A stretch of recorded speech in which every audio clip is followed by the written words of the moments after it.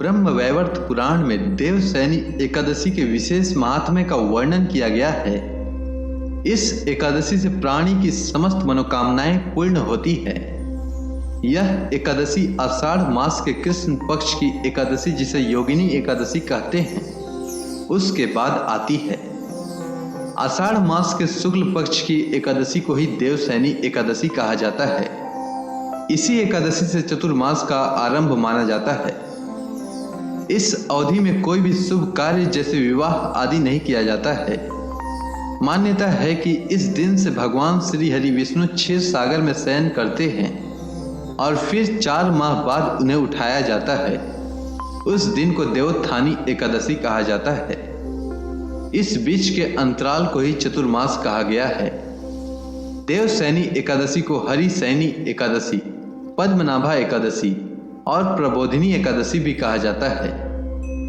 इस साल देवसैनी एकादशी का व्रत 20 जुलाई दिन मंगलवार को रखा जाएगा।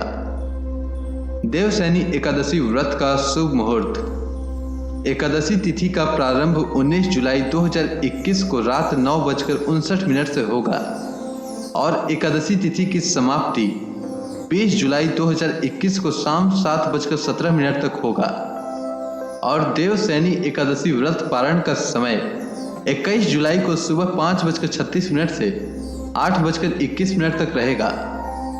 अगर आपको बार बार के अथक प्रयासों और कड़ी मेहनत के बाद भी सफलता नहीं मिल रही है तो एकादशी पर किए गए कुछ उपायों से आप अपने भाग्य को बदल सकते हैं।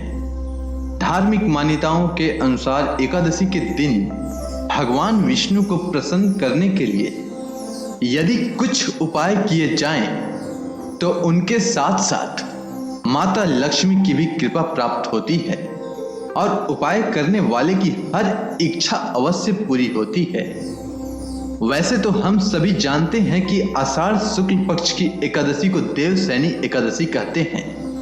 इसे हरिसैनी एकादशी के नाम से भी जाना जाता है, जबकि इस व्रत की तिथि को पद्मनाभा कहते हैं। इस दिन से भगवान विष्णु क्षीर सागर में 4 महीने के लिए निद्रा में चले जाते हैं। इस बार यह पर्व 20 जुलाई को मनाया जा रहा है। अगर आप इस दिन विष्णु जी को प्रसन्न करने के लिए कुछ विशेष उपाय करेंगे तो आपके सभी कार्य बन सकते हैं। तो आज मैं उन्हीं महा उपायों के बारे में बताने जा रहा हूं। ध्यानपूर्वक सुने। देवसैनी एकादशी व्रत की शुरुआत 10वीं तिथि की रात्रि से होती है, इसीलिए व्रत की शुरुआत पर नमक त्याग दे। अब अगले दिन सुबह स्नान करने के बाद सबसे पहले व्रत का संकल्प लें और देवसैनी एकादशी के दिन पूरे घर में आम के पत्तों से गंगा जल का छिड़काव करें। ऐसा करने से घर में सकारात्मकता आएगी और घर के पूजन स्थल पर विष्णु जी की अष्ट धातु या सोने, चांदी, तांबे अथवा पीतल की मूर्ति की स्थापना करें। इसके बाद उन्हें पंचामृत से स्नान कराएं। विष्णु जी को पीले वस्त्र ओढ़ाएं और फल फूल मेवे आदि चढ़ाएं। इसके बाद विष्णु जी के किसी भी सिद्ध मंत्र का 11 बार जाप करें और देवसैनी एकादशी व्रत की कथा भक्ति भाव के साथ पढ़ें या सुने, जिससे विष्णु भगवान प्रसन्न होते हैं। इससे जातक की सभी मनोकामनाएं पूरी होती है। इसीलिए कथा पढ़ें, सुने और दूसरों को भी सुनाएं। कथा की समाप्ति के बाद विष्णु जी का पलंग तैयार करें और उन्हें शयन के लिए रखें। ऐसा करने से घर में शांतिमय वातावरण रहेगा। और जिस महा उपाय के बारे में मैं बात कर रहा हूं वह यह है कि विष्णु जी को प्रसन्न करने और आर्थिक समस्याओं से बचने के लिए एकादशी के दिन सरसों के तेल और ज्वार का दान करना चाहिए।